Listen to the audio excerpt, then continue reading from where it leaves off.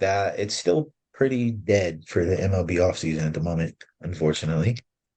I've seen somebody on Twitter post out that waiting for big names to sign in free agency sometimes is a little too dragged out, and I agree. That's because, yeah, especially in some sports, free agency is months long.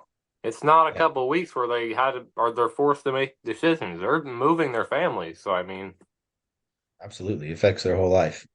But we do have a couple quick, I guess decent, kind of exciting updates. One at least for sure. We'll start off with the lighter of news, the man that everyone's waiting on right now in MLB and Shohei Ohtani. absolutely. I seen that he's traveled around to a lot of different places in the last few days. I think he's getting workouts in and talking to a lot of places. He has obviously a lot of teams looking to pay that man an absolute bag. I would too. It's obviously Shohei Ohtani. It's just, obviously, as we talked all these weeks, because free agency is so dragged out, how much do you pay for Shohei now that he's basically a designated hitter? Then where does he go? It just, But it, I think, the I same think it's talk gonna, for 2 months. I think it's gonna turn into more so of a bidding war. I think with all these different teams being involved and everyone being interested, the next team's just gonna top the previous team's offer, and I think that's what he's shooting for. I think he wants to try to build his bag up as much as he can, knowing that he went down for Tommy John surgery and can't pitch next year, so he wants that longevity play. He wants money guaranteed for a while. Absolutely. He may not be guaranteed as much as he could get, but he knows he could start a bidding war around himself that could still bring a hefty bag Oh, because of who absolutely. he is, a two-time MVP Right. From what I've in his seen own right. though, on Twitter, MLB Twitter news kind of blew up for the first time in a while today. But a lot of people were expecting Shohei's announcement today. I think it's coming here very soon in due time. Obviously, as of about 30, 40 minutes ago, there was still no decision when I checked, but I think we should expect it within, at least the next few days. I could So honestly see it, yeah, within the next couple of weeks because I even got a little ESPN tag not too long ago. Where will Shohei possibly be signing? So all right. we'll see. So just keep an eye out for that. Obviously, we'll have you guys updated as soon as we hear or see anything. But we're on the lookout just like you guys. But in bigger news, we had a pretty decent sized trade happen in the offseason that's going to shake things up. Yeah, the Yankees added on to their hefty roster. Now have possibly, arguably, the best outfielding duo in all of baseball. The Yankees have acquired Juan Soto, right fielder, from the San Diego Padres in like a 7-player trade. Yeah, So now you pair up. Aaron Judge is paired up with Juan Soto in the outfield and what could be possibly one of the deadliest hitting lineups in the league. Right. Obviously, we've seen somewhat of that, not for a while, but we've seen a little bit of that deadly duo when we saw Shohei and Mike Trout on the same team hitting. And now hopefully we will get to see a full season from Aaron Judge paired up with Juan Soto now. I think the Yankees could definitely make some noise next year now with the one of the best hitting duos in all of baseball. Absolutely. It's Great crazy time to to be a see. Yankees fan. Yeah, absolutely. It's crazy to see these top guys in baseball pair up now. I think they're kind of starting to follow the trend a little bit of, NBA and um build on. I mean, just stack stars It's and you're like gonna the win something. NFL in the sense of you can't do it alone. There's nine people Right. hitting. There's so many fielding. I'm not, you know, one, two, three, four, Six nine or fielding, seven, seven 8, 9, something fielding, like that. nine. Yeah, Yeah, that's what I'm seven. saying. I'm not doing all Yeah. that, you know. There's Right. subs that you could count to bullpen. So A technically, lot of there's all players. that it depends on. So I mean, it could come down to somebody that's pitched a couple of games in the eighth, ninth inning. So that's Right. 36 years old and has three kids and barely affords a couple packs of ramen noodles. So can't Absolutely. do it alone. Right. So that's gonna be exciting to watch, though. Big news, big ups for Yankees fans. We'll be on the lookout for that next year. Juan Soto, always has been one of the best hitters the last few years. Aaron Judge, quite possibly the best player in the MLB when he stays healthy. So Yeah, big ups. yeah, big ups. But that about wraps it up for, anything exciting MLB wise. It's kind of the point we're trying to get across. There's just not much to talk about. Yeah. To give us a second here, we'll switch over to the next best thing in NFL. Absolutely.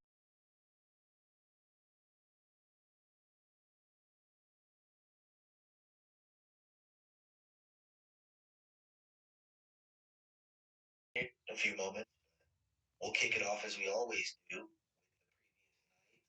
the start of a fresh week, Thursday night football.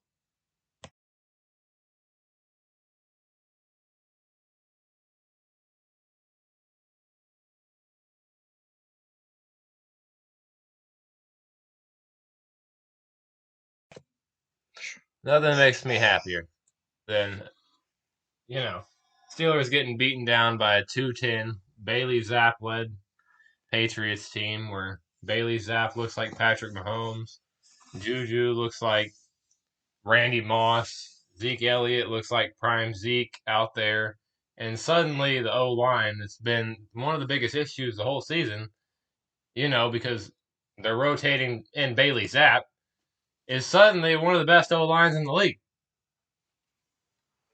All I said is I called the Zeke revival last night. Absolutely. That man is a. You did. I'm telling you, bro. I picked him up in one of my fantasy teams this week and played him. 28 points. He's a dog. It's kind of the. Yeah, I'm trying to tell you. He had a lot. Probably like 70% of offensive snaps last night. He touched the ball in one way or another. He's him. He's Himothy. But yeah, as you kind of said, um, Steelers fought for the second week in a row to one of the NFL.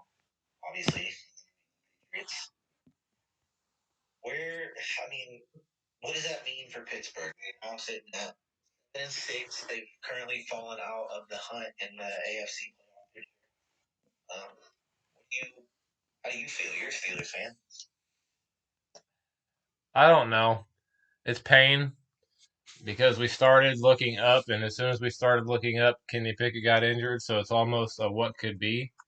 But you also don't want to rely on your quarterback to be a Patrick Mahomes type guy. So then you look at, can the backup quarterback rely on a decent offense or a decent defense to hold steady? And our defense struggled up until late to make almost any impact, and our offense looked as stale as we have all season.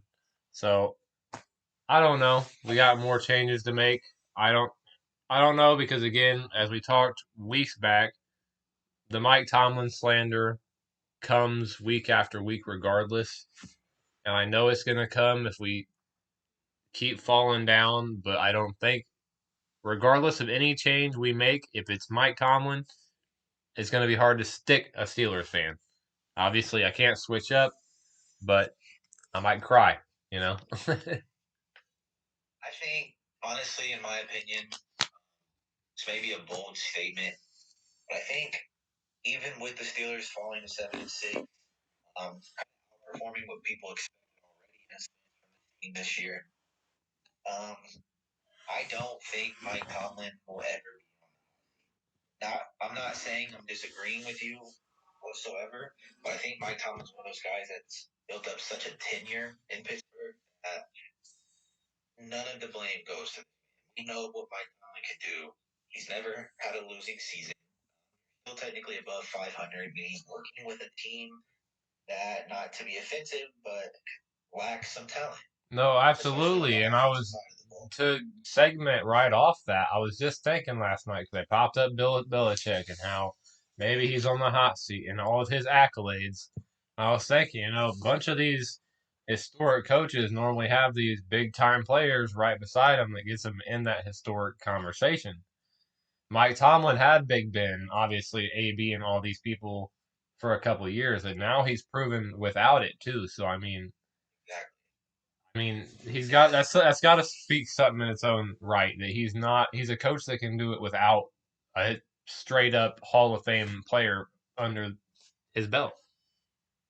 and that kind of goes back to the point I was making. That, you look at Bill Belichick now, and without Tom Brady, the Patriots have been bottom in their conference play in Exactly. the league.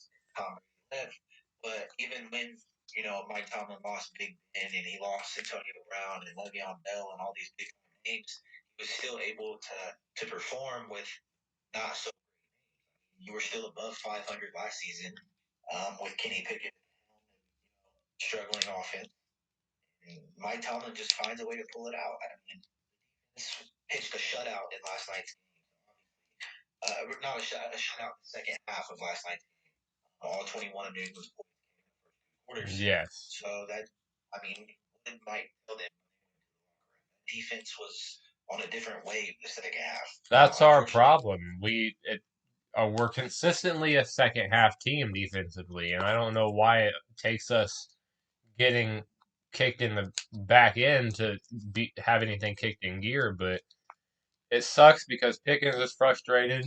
I feel like I don't know if you saw the clip because you were driving at the time, but I feel like now possibly Minka was sending shots at our younger players saying that people that come in wearing the black and gold expect to win and expect to just be him right away, and they got to actually go in and work for it. And they're they're losing a lot of games they shouldn't. Pickens is starting to look stale when he shouldn't because we've seen he's a freak. Najee's looking stale, but we have all these pieces, regardless of my bias. When you look at the O line, Darnell Washington, all these little pieces that we shouldn't be as stale as we've been. So I honestly don't know. This is the one spot I don't know.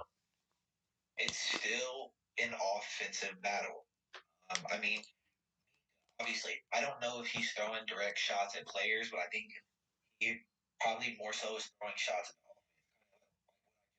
Steelers defense out in the second half of last night's game. But Gave where were Pittsburgh we? a chance to come back and win that. But offense, I think it still falls back on a coach. We know Mike Tomlin isn't the most, crazy offensive genius when it comes to running a team. He's more of a defensive type of guy. Yeah. But we've seen the release of Matt Canada. Obviously, he was an issue. Everybody knows. I'm not saying he wasn't. I still think they need to find that offensive coordinator that's going to make these young players work. You have Yeah. you don't have that. We still have an interim OC. Right, but in the offense, we've seen what they can do. We've seen the potential of that offense.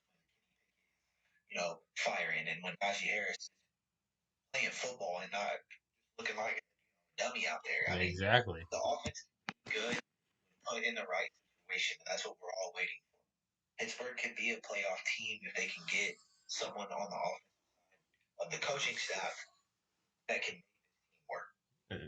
Steelers fan bias, obviously no NFL genius pick here, but Hines Ward, as a Steelers fan, should have been tested as the interim, but you're right. I think we need that offensive minded genius that can figure out all these pieces because we have so many pieces that we shouldn't have gone almost, what was it, 2 full seasons with no 400-yard game until we finally fired Matt Canada and still looking stale against the Patriots here, Mitch Trubisky in the game or not.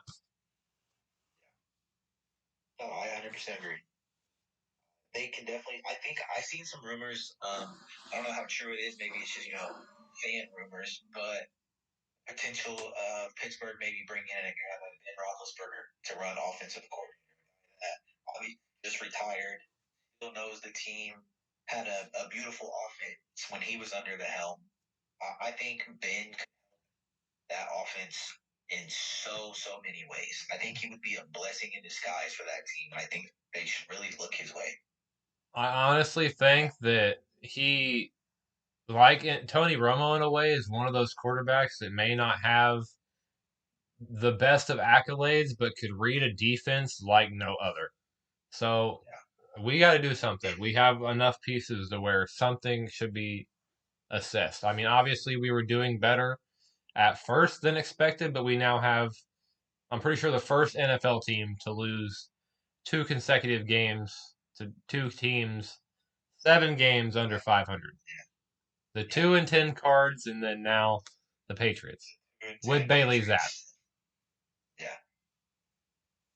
So They just all hope for them. I would love to see them back on the sideline of Pittsburgh. I think a lot of people, not even as a Steelers fan, I'm rooting for that reunion. trying to tell you. That leads us into the recap of last week. You guys know how we usually do these. We kind of just run through, talk about any happened, maybe not go in depth for everything. Absolutely. I'll give you a quick rundown on the games. Obviously, we talked about Thursday Night Football last week's show. That leads us into the Sunday slate of things. The Lions, my two favorite teams went head to head this week. The Lions and Saints. You know, we lost, but we showed some promise in the second half, and that's usually, the story of Saints games this year. The second half was good. We came out down like 8-3 to the Lions. I feel like from an outside view, Derek Carr is getting everything injured every game. The O line's obviously got it's got its holes. Your D line's inconsistent because you got a monster in Cam Jordan, and then other pieces that are letting them down. Obviously, certain tackles like that, but I mean, you guys have other pieces in there that keep you guys so steady and give you such a shot at being great and winning the division, especially this season. But then it comes down to those certain holes letting you down when it matters. I hate to say this. I'm not going to get on a big rant about my team. Man. But I do want to say it's a scary time as a Saints fan, sitting how we are right now. Our team is built to win now. Unfortunately, our quarterback has been god awful this year. I'm not even going to sugarcoat it. Derek Carr has been the he doesn't look like Carr. He doesn't want to throw the ball farther than 10 yards down the field. He's getting I'm not going to get on that rant because I can't stand Derek Carr. Exactly. There's a lot that we could unpack right now. Yeah. The team is old. Prime time, our big time players outside of Chris Olave are getting up. Have a big window left. We're going to win a Super Bowl. Obviously, I thought it was going to be this year, but I think it has to be. It has to come of a quarterback this offseason if we want to be anything next year. Derek Carr cannot be the starting quarterback next year, and we can give it one more decent next year before these guys like Demario Davis and Cam Jordan, Michael Are Thomas, fully out the window. Yeah. lose their step. Yeah. Look, I may be your best friend. This may be the Travis and Jon show for a reason. I'm not sugarcoating this, but you're almost, I mean, you could look at it as an Indianapolis Colts situation. They look bottom of the barrel, and then within one offseason, got AR-15, Gardner Minshew, and a couple other pieces, and they're above 500 rocking steady right now. And imagine with AR-15 and a healthy JT. So you got a lot to look forward to outside of the older pieces too. It's just figuring out the holes. Right. We'll move on from that because I can. Chargers and Patriots, the most disappointing game of the week. Chargers came on top 6-0. Woo! Talk about there, kind of a dud in that game. I hope a lot of people got the underbag. Yeah, I will say real quick while I think about it, giving a warning to all Austin Eckler owners in the fantasy department. Coach Brandon has officially announced that Austin Eckler will be battling for carries with backup Joshua Kelly next week. Oh. So I'm benching Eckler in all fantasy proportions this week. And just a quick heads up to all you guys. Don't start Eckler if you on the verge of making the playoffs. I wouldn't start either with how inconsistent their offense is, Joshua Kelly or Eckler. But I'm pretty sure Kelly's still rostered on a decent amount of in leagues and teams, so he's probably a deep bench piece. So a lot of people are probably keying into that little piece. Yes, sir. Um, we talked about it a second ago. Cardinals, Steelers. Steelers fall 24-10. I just talked about that. Move on. Colts, Titans. OT thriller. Indy came out on top 31-28. Derrick Henry finally had a Derrick Henry type beat last week. Finally, yes. Got in the end zone after being held out. Yeah. And then twice. Broncos and Texans in division matchup. CJ Stroud hands the Broncos their first loss in about 4 weeks. Shout out CJ Stroud, MVP. We might as well trademark it and put it as a slogan on our cover photo. Go use the line. He got a dub. All I'm saying, dog. Use the line, bro. CJ Stroud is elite. He's elite. Hey, all I'm saying, merch idea. T-shirt right now. Listen, if we can get CJ on here, bro. All I'm saying, we've been his biggest fans since day one. The autograph would be crazy, CJ, on some shirts. I'm saying, he's going to be the first ever rookie MVP. Go to the pins, baby. CJ Stroud is elite. That is a no merch line, though. Hopefully Bryce Young don't check out the page anytime soon, because you kind of dogged him in that video. I hope he does. He's been awful. The Panthers are the worst team in all of football. My argument stands. You know, he's got a lot of people to put the blame on, regardless of. Well, because he has better targets than CJ Stroud does. I'm not saying he's right. I'm saying he has excuses. No, he doesn't. Because CJ Stroud doesn't have. He just makes it work. Here we go. Falcons Jets. What was a dud of a game? As usual, any game involving the Jets. I think it was like 8 field goals made in that game, like that. Falcons on top 13-8. Woo! Dolphins rout the Commanders 45-15. Back to what Miami been doing. I will say Zeke is on pace to destroy the yardage. So he's sitting at 1,500 with what, 5 games? 5. Yeah, 4 or 5 games left to play. All I'm saying. Oh my God, he's him.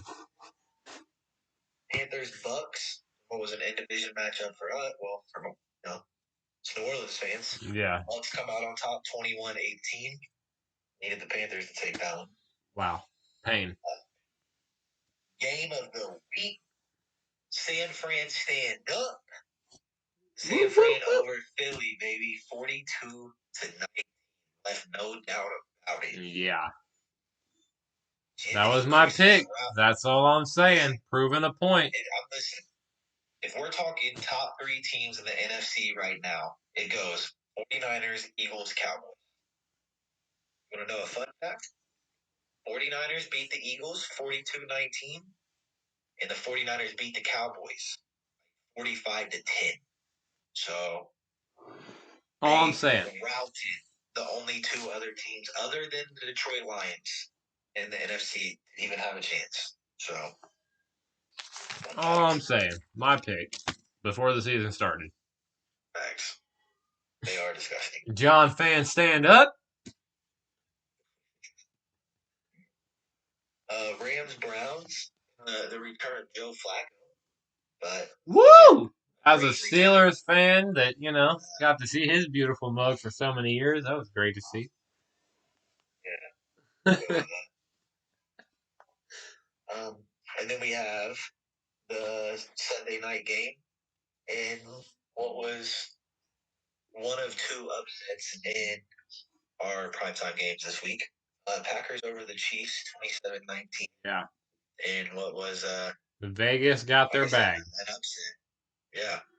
Jordan Love, I hate the Packers, but he's playing decent football. He's looking, real decent so far. Yeah. And then the Cincinnati stand up in our Monday night primetime game. And another upset. Jake Browning is Himothy. He looked.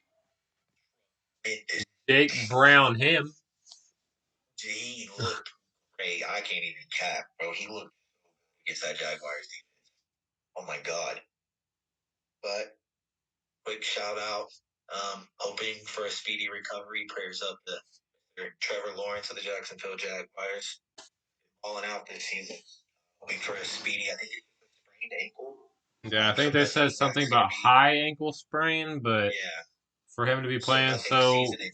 steadily decent, it sucks to see for Jaguar fans. But Yeah. I Pickett's think I got the seen, same kind of thing, so we're going through it, Jaguar fans. I think I seen that, I think he'll probably sit out this week, but I believe he's practicing. So I don't think he's out no longer than just this week. Obviously, Jaguars sitting we're still one of the top Yeah, see they going to were make the battling playoffs. for the number Yeah, one seed before the upset right, from the Bengals.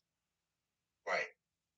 So we'll see if Trevor Lawrence comes back and brings a spark back to Jacksonville for the playoff push. But that wraps up our slate for Week 13 NFL football, which leads us into our next. I don't even know. Go ahead. Anyways, so we introduced a new segment here on the Travis and Jon Show last week. We are going to be competing in weekly head-to-head fantasy games that in draft live every Friday show. Yes, So basic kick it pen off. and paper, straight up drafts here. Yes. But not obviously logging into no fantasy teams, just doing it pen and paper. Yep. One QB, two running backs. Is it two or three receivers? Two receivers, tight end, super flex. Super flex, which means it can also Yes. be a quarterback if you choose. Any offensive player in the league outside of offense. And then we base scoring off of normal fantasy scoring points, PPR, and decide a ESPN, winner. full PPR, standard scoring. I'll look it through that. So we had a tight battle here in week one. Came down to just a few points. Very A couple yards. tight. Yeah.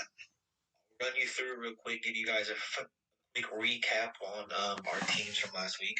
We'll start with mine. QB Jalen Hurts, running backs Kyron Williams and David Montgomery, wide receivers Tyreek Hill and Amon-Ra St. Brown, tight end Travis Kelce and Superflex. Quick update on John's team: QB Patrick Mahomes, two running backs CMC and Jahmyr Gibbs, receivers AJ Brown and Jamar Chase, tight end Sam Laporta and Superflex Jalen Waddle. Yes, sir. Now, your boy took the time before we got on live here to go add up all of our scores and fancy scoring. Big spoiler, I guess not a spoiler, a quick announcement.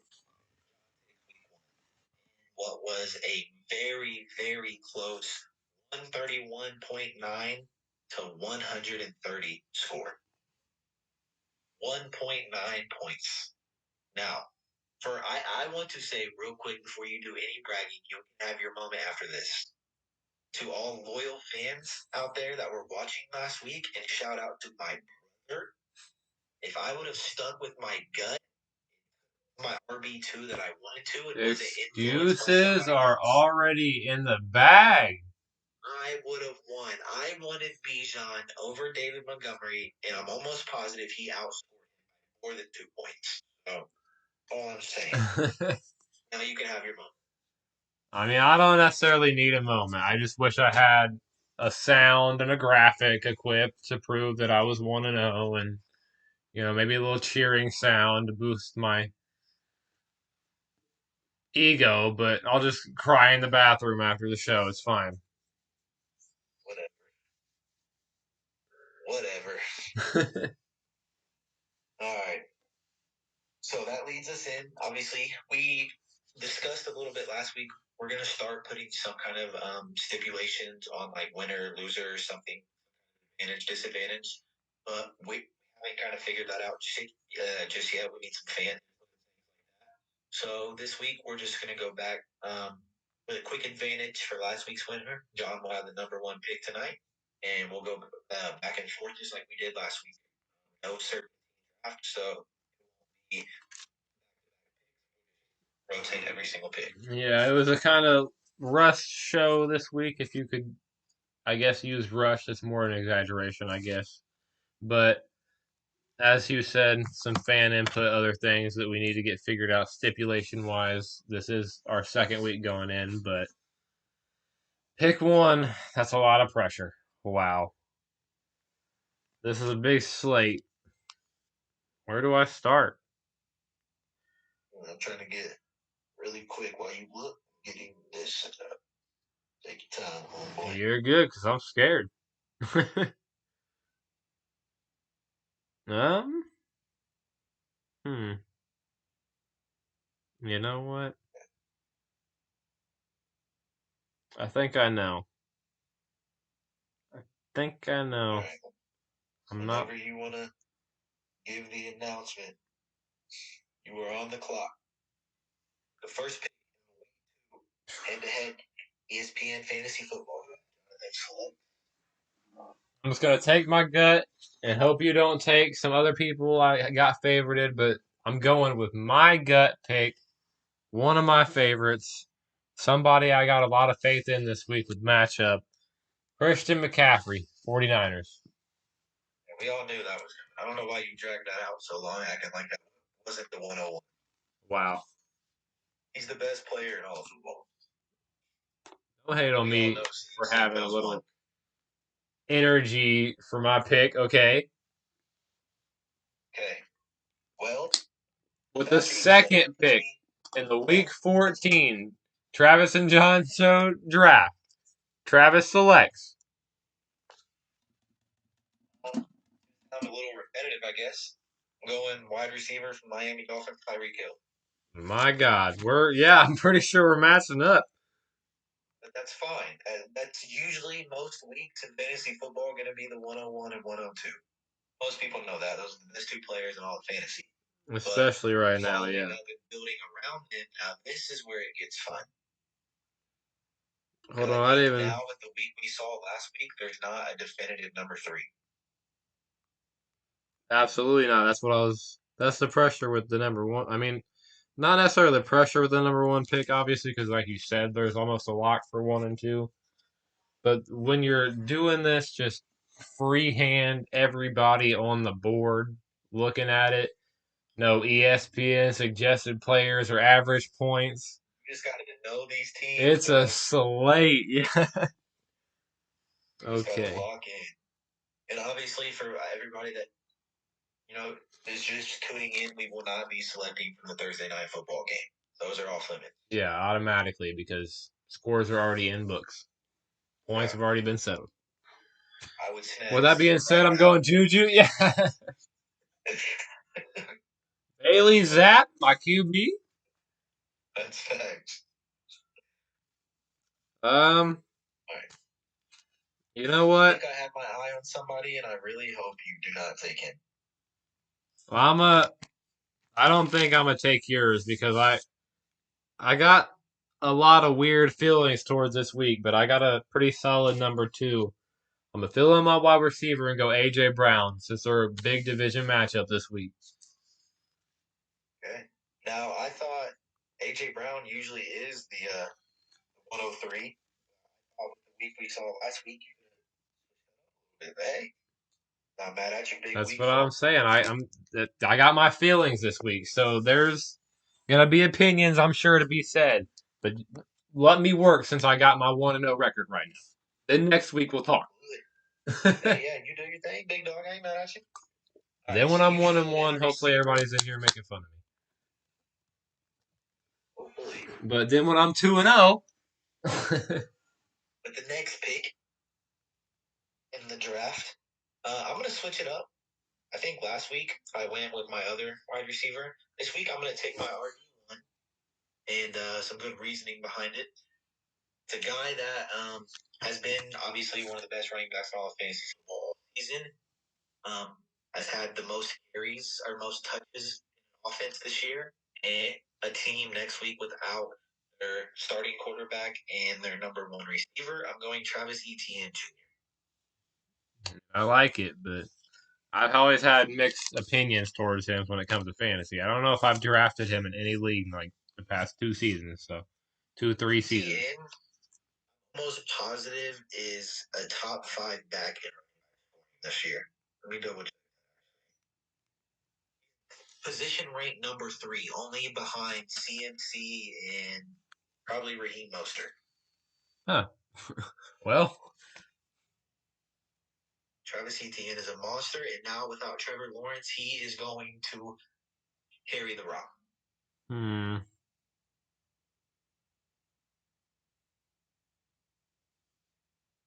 Hmm. You're up, dog. I know I'm up. I'm pondering. Where you're going? I'm stressing and pondering. Huh. This is big.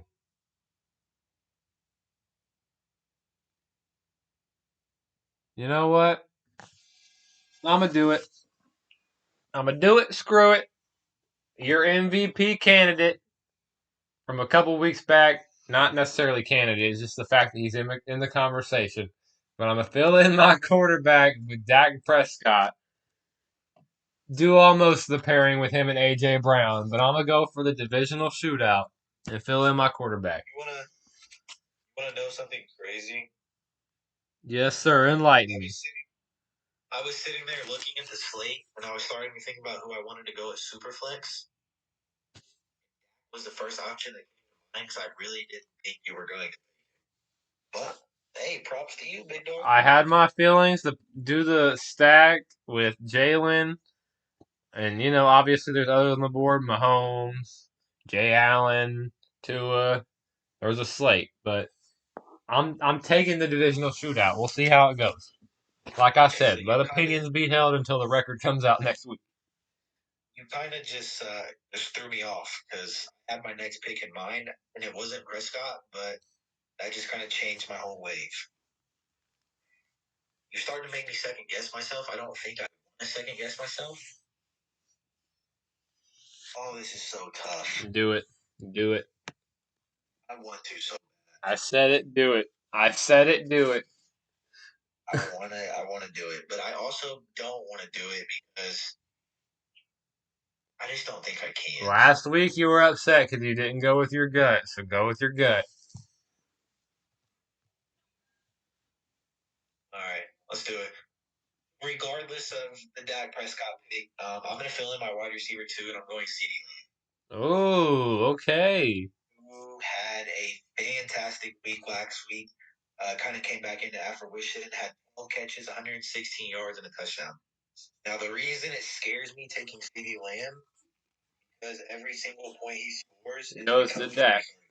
Absolutely. Unless Dak, knock on wood to Cowboy fans and NFL fans alike, goes down. But I was obviously debating CD as a wide receiver pick because he is who he is. He's been snapping. So regardless of the Dak points, valuable pick. Right. And I don't think that one pick would ruin it. If Dak does have the big game, CeeDee Lamb has, a 30-point game, it could still be. You're up. Oh gosh, the pressure. Hmm. Hmm. I don't like it. I really don't. I feel like I'm telling you, these matchups this week are going to bring out something weird. Yeah. I already have a weird pick in mind. We'll see how it goes. Hmm. I don't know.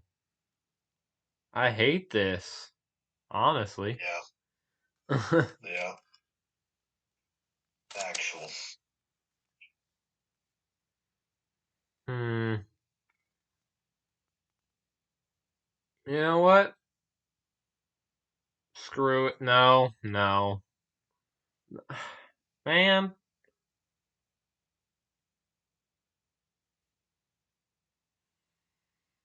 this is such a weird slate of games this week. Know who I want. I think I'm going to just take my pick just because I don't think you're going to take my super flex, any of that. So I'm gonna fill out wide receiver 2, play it safe, and go Jamar. Jamar Chase, Bengals. My second wide receiver was between Lamb and Jamar. Okay. With that being said, back up on the clock. I'm gonna fill out my QB position. I'm gonna let you sweat it out a little bit with me. Oh gosh. I'm gonna take the opposite, and I'm gonna go Jalen Hurts. Oh my gosh. Don't do it to me. If I'm gonna sweat it out, you're gonna sweat it out. If AJ Brown scores, it's coming from my QB. If CD scores, it's coming from mine, baby. Absolutely. Put you back on the clock. Just don't take. I know who I want next to, and please don't. All right, I feel a little safer when it comes to tight end this week. So I'm gonna go my super flex, and this is the one where maybe it's in the air, but I'm going the return of the number one receiver in the NFL, J. Jeff, on the Vikings. Okay. I thought about it. I like that pick.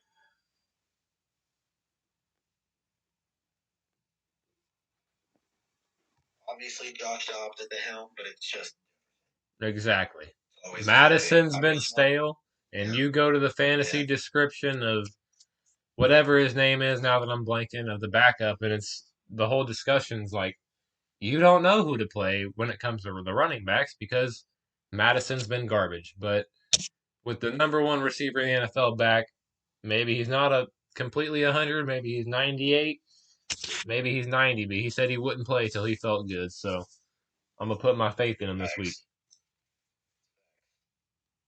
All right. I'm going to follow trend, and I'm going to fill out my super flex position as well. I'm going to go a little different. I'm going to take a man that I've had my eye on, and I'm going to go with Mahomes. That's super flex. And the reason I'm doing that, I know he didn't have the greatest week last week, but they were playing It's gonna this yes. Put up numbers.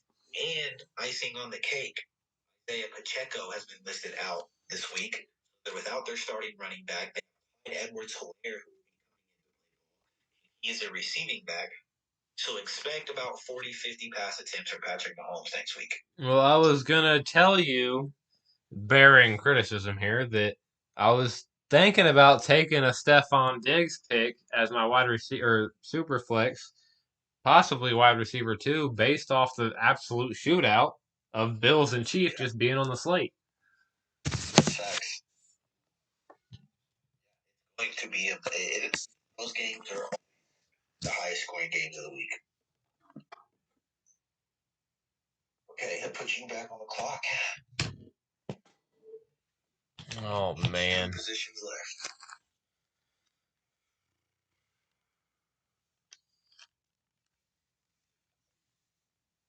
So we each got a running back and our tight end, huh? Yep. Huh. Weird. Man. Wow. Um,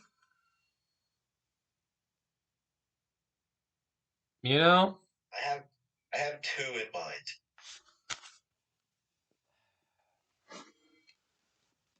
man, I know there's one in mind, but I may do it just to, man, I don't know. Screw it. Running back two, I'm just taking Tony Pollard. I'm doing it. Should I tell you who I was thinking about before you take your pick just to see if there's a random shot in the dark it was maybe your pick? Oh. What does it start with? A B. His first name? Yes. No. I'm not doing it this week. I I'm not doing it. was wondering if you were going to take the bait. No. All right. I have two in mind. I think I know who I'm leaning towards. Yeah. I'm gonna do it. He has been one of the most consistent running backs in the fantasy football part of things last 5 weeks or so. Has gotten in the end zone quite a few times. Guy that I'm particularly fond of, but if we're playing point systems here and I want to win, I'm going with the competition of John Robinson. I'm drafting Buccaneers running back. Ooh. I know that sounds crazy, especially with some of the running back names that are available this week. Now that we're both out of running backs, I'm going to tell you my other option was Saquon Barkley. I was literally about to say that because I thought that was going to be your pick straight up. Not going to lie. I wanted to so bad, bro. But last week against the Patriots, it was just or no, they were on bye week last week, so their last game was against the Patriots. That was the game I was looking at, and he didn't really do much. I know he had a big week the week before, but when that offense is dudding out, doesn't perform fantasy wise. I think Rachaad White will have a better opportunity in his game than Saquon. Yeah, he's looking great so far. So, not a bad pick at all. Whew, that leaves us both with a tight end spot to fill. Absolutely. You get first pick.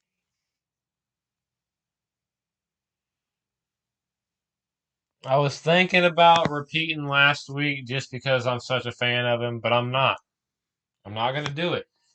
I'm going back to our shootout reference. I'm doing Dalton Kincaid. Tight end.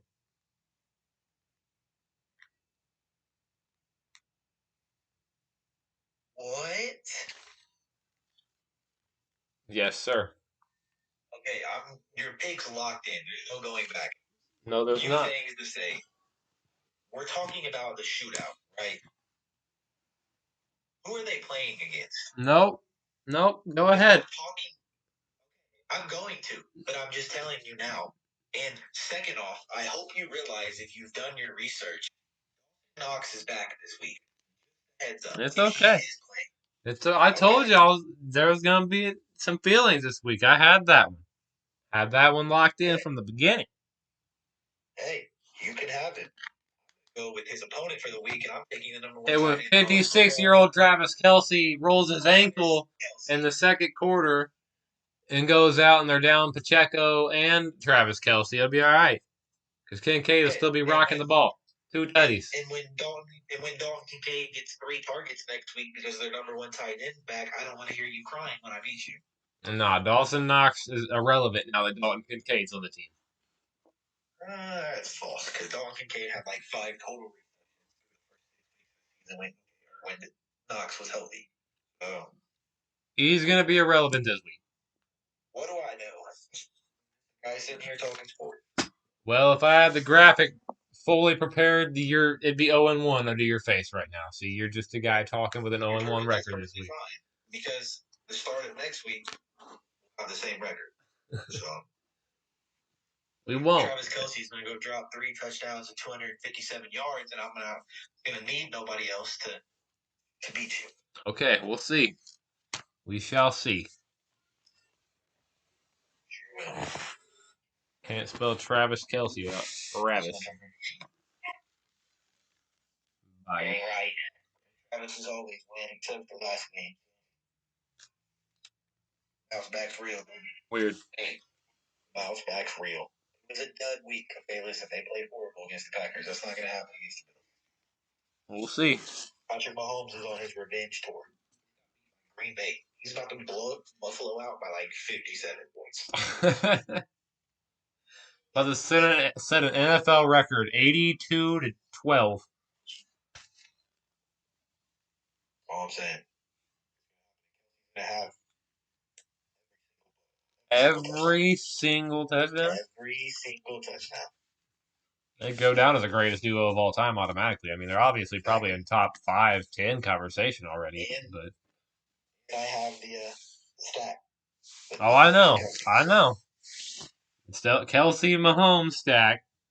You messed up my CD Lamb Dak Prescott stack, so I had to do something. Really what I was going. Exactly. I threw in the Pollard to save me. Yeah, you can have Pollard. Travis Etienne's about to carry Jacksonville. We'll see. Willards had like 2 decent weeks. I'd have three. See, we'll see. Save the clip for next. I'm telling you. But with the conclusion of our week 2 fantasy draft, that about wraps up our Absolutely. Unfortunately, we're in the midst of things about to get in the playoff talk, so I hope all the fans are getting locked in, ladies and gents. Gonna be a good Lions all the way, baby. Niners all the way, baby. Niners Lions NFC Championship is gonna be a game to watch. Facts. I'm telling you, we've been saying it. Facts. That leads us into the NBA side of things, where we have one specific topic we really want to key in on. Something that is a little more than just fun to talk about, a little dear to the hearts of Absolutely. Something we have dreamt about. I just had to write it down one time again to see it. Something crazy. we've literally dreamt about. I got on the app earlier and was just looking at it, like just waiting for it to start.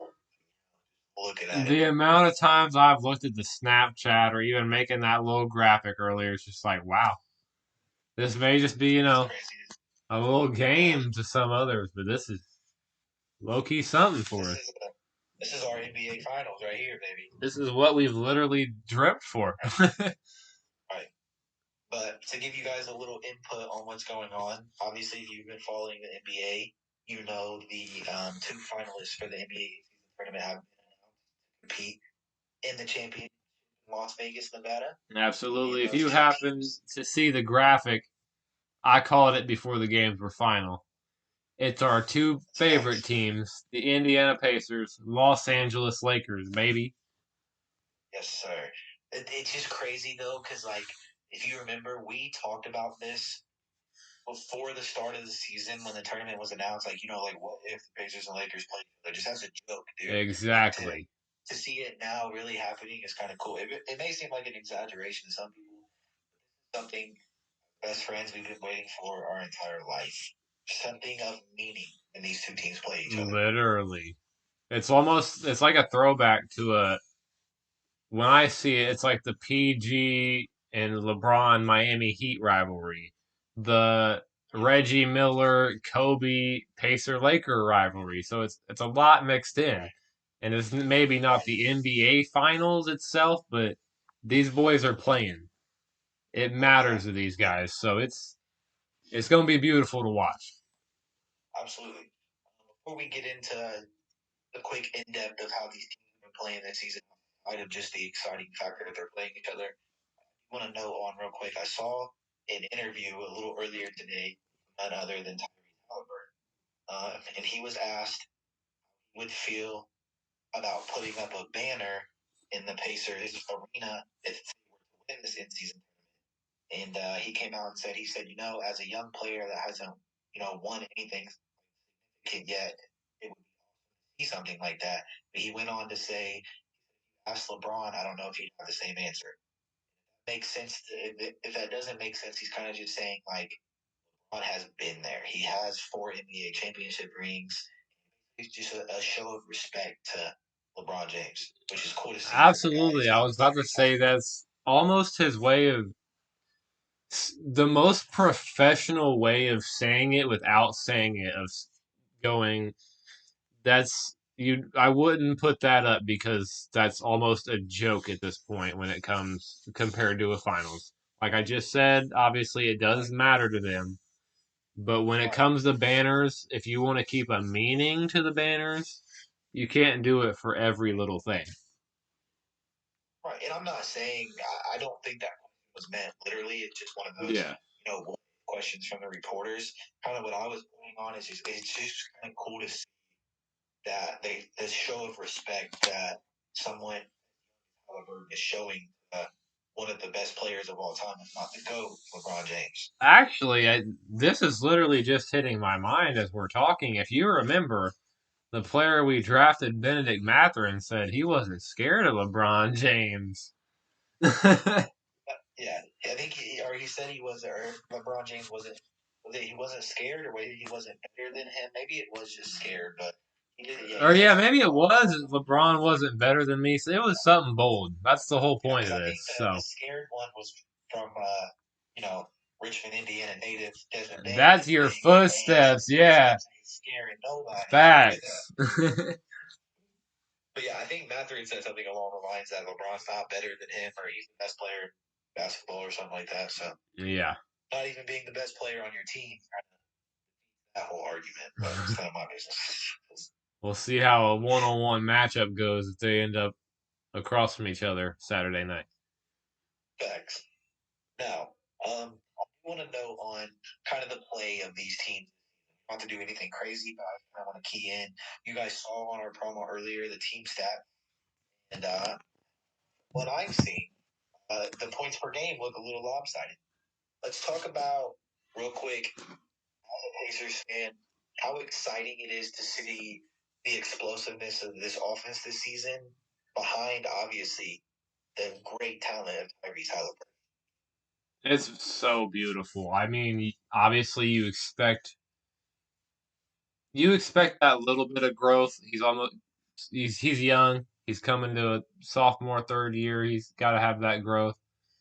But the growth he's had, starting to look all-star Hall of Fame repetitive year type player. Buddy Hield coming into form in a contract trade block type situation. Miles Turner, as much as I hate to say it, has been decently consistent. It's crazy. And I mean, our depth, like I've said since before the season, has been one of our most important pieces. The hard part Absolutely. behind, obviously, you said the points per game may be lopsided, but I'm sure if I went to points allowed, we'd have a lot on there too, because that's our biggest issue is defense up until that Absolutely. Celtics game. So we may be maturing on our defensive side. It's going to come to fruition in the biggest game of the season so far. But seeing, I mean, seeing the Pacers beat these teams like the Celtics, Bucks, two of the the top contenders in the Eastern Conference this year, in a tournament style slash play, not technically playoff, And but the kind Sixers, of we same playoff feeling. we fell to If you're one beating where, these two teams, yeah, I, I mean, obviously you talk about things. When you see the offense flowing the way it is behind Reese, a guy that will give you 30 and 15 on any given night in the same game, I mean, it's undeniable to the fact that like you can't not praise them. I mean, it's just this has looked tremendous. That was the whole point of me saying this. I mean, regardless of the defense, you guys are scoring more points than you're giving.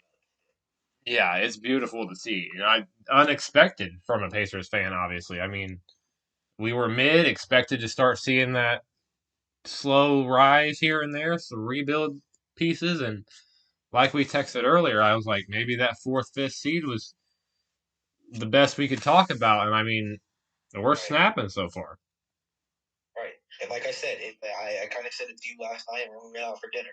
I mean, I just said it a minute ago. You have to pay attention to the fact that they beat the Bucks and the Celtics tournament. And when Absolutely. it comes playoff time, obviously it's going to be a little different. You're competing for an NBA championship at that point. But But we've we've done seen it. the Pacers compete in a moment like that. So it gives you guys some hope come playoff We've time beat playing the these Sixers really as big well. teams. Like, yeah, so Exactly. it's a lot to look forward But to. I mean, I don't know if I'm fully it's sinking in more and more every time you say it, every time I say it, but it's gonna right, be crazy to see how far we can go now that we've done it at least once. So absolutely. Now, with all the praise given to your side of things, you are absolutely. playing the Los Angeles Lakers. Let's talk about them boys for a quick second. I want to say real quick, I know this is just the start of what Lakers fans would want to see. Obviously, we want to compete for a championship this year, having the team we have. But when we're healthy and we're playing good basketball, this is what we can do. It's finally starting to show. When AD stays healthy and plays basketball, he's one of the best players in all of basketball at the big man position. And it's just, I love to see it. Obviously, last night, the in-season tournament game, we played the New Orleans Pelicans. The New Orleans Pelicans have been good this year. They're not a slouch team. They've been in the top of the Western Conference. They're above. They play really good basketball. And we absolutely routed them, beating them by almost 50 points. Yeah. I think it was like 133 to 89 or something like that. Don't quote me on that, but it's something along those lines. I mean, where did that come from? Oh my good God. LeBron James last night was the first player in NBA history to ever score 30 points, 5 rebounds, and 5 assists in the same game in under 23 minutes of game. Oh my gosh. 35 and 5 in under 23 minutes at the age of 39 is absolutely outrageous. Yeah. Like, how does he still do it? AD has been, like you said, finally playing to fruition. It's looked beautiful. He can be, like you said, one of the, if not the best big man when he is healthy and playing like he wants to play. This man can put up 30 and 15 and match a Jokic like it's nothing. He's got the same I won't say same passing ability, but he's got the vision. He's got the playmaking ability, especially with that roster when they're hitting. But I feel like his desire, maybe his passion, I don't know. I'm not in AD's head, but you see it sometimes a little bit more than me from my view. But I don't know, something's not there, and it sucks to see when it's not, but when it is, it's beautiful. Right. I will say, as much praise as we're giving LeBron James and Anthony Davis, I want to give a quick shout out to the depth of this team. This is the best roster on paper we've had since LeBron has joined the Lakers, as in building a team around LeBron. Guys like D'Angelo Russell and Torian Prince, Cam Reddish, and Rui Hachimura, Austin Reeves here and there. I mean, these guys are really stepping up and they're playing amazing basketball, and it's what's contributing to being so good this year. Yes, LeBron and AD are doing their thing, but that's not enough to go win a championship. We need these guys to continue to play good basketball, give us good points off the bench, and just play good rotational ball. Angelo Russell has been starting point guard this year, Absolutely. and I love to see it. It's crazy. It may be crazy for some to hear, but you go watch these clips and who's getting the ball, who's making the screens and the backdoor cuts, and it's the Torian Princes. It's Austin Reeves getting in the right spot. It's Rui doing the right thing. And when they're hitting, it's almost like the Pacers, the depth of the Lakers. And that's what matters this season. Absolutely. All I'm saying, man, is our two teams just beat arguably the best teams in their conferences in this tournament. Come playoff time, we have something to look forward to. Absolutely. If they can repeat a little bit of this magic that they just proved, because these games are against the teams they're going to be seeing.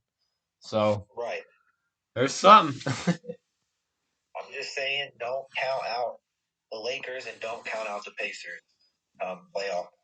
Absolutely. Neither team.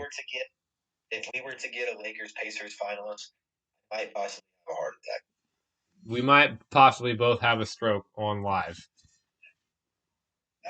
Listen, we spoke the in-season tournament one into real life, so all I'm saying is be ready for a Lakers Pacers final. We're next, baby.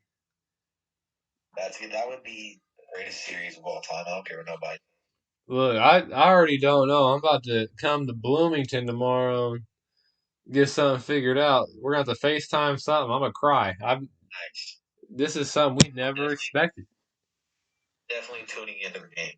I don't care what I got to do. I will drop out everything to watch this game tomorrow. Super excited is an understatement. I'm going to get in a car crash, have major life-saving surgery. First thing I say, is the Pacers game on?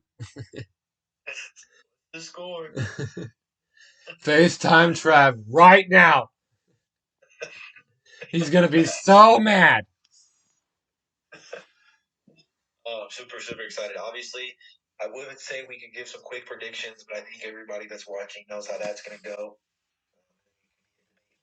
Exactly. Pacers, I have the Lakers, so We're just gonna have to watch and see what happens. But this is the most credit we probably can give each other's team, the best each other's teams have looked in a while, and the Absolutely. most evenly matched they've looked in a while. So it's going to be exciting, to say the Oh yeah, I don't think least. it's gonna be a blowout. It'll be a good game regardless. I'm super excited about Yeah. There's no it. underdog, regardless of my bias. Regardless, I don't even know. I don't know about your personal opinion, but I don't think there's an underdog this No, game. I'm so excited. no, not at all. No, this is gonna be one of the best evenly matched up games. They're competing for $500,000. So there's gonna be You some got a tension. championship contending team, regardless of what you say about the in-season tournament, and a great Right. defensive team going against one of the highest scoring teams that All of basketball. wasn't predicted to be, the best team, but they're coming out scoring the most points. So it'll be exciting. Absolutely. Absolutely. But with that conclusion, I think that almost wraps up everything we had planned for tonight. The MLB, that's the NFL, that's the NBA. Yes, sir. We hope you guys enjoyed tonight. A lot of fun that we had talking about these things tonight. Obviously, super excited for tomorrow night. If you guys couldn't tell, so ready to watch this game. Go Lakers! All I gotta say. Go Pacers. Had to get it out there. We all knew how that was gonna go. Yeah, come on now. But we appreciate you guys for tuning in as always. It's been another weekly episode here in the Travis and Jon Show. Stay tuned to all socials. Link tree in the bio of our Facebook if you want to check out any of their accounts we have: TikTok, Instagram, Twitter, everything. Absolutely. Whether you're seeing this on YouTube, seeing this on Facebook, hearing it on Spotify, Twitter, whatever it may be, we appreciate you for hearing this part, sticking this far, being tuned in to our page so we can do what we do. But it's been another successful and beautiful week of the Travis and Jon Show, wrapping up a December 8th edition, getting so close to Christmas. Absolutely. Holiday season, baby. Here. But that about does it for us. We hope you guys enjoyed. And as always, it's been the Travis and Jon Show. Live on Facebook, Facebook Live. Live.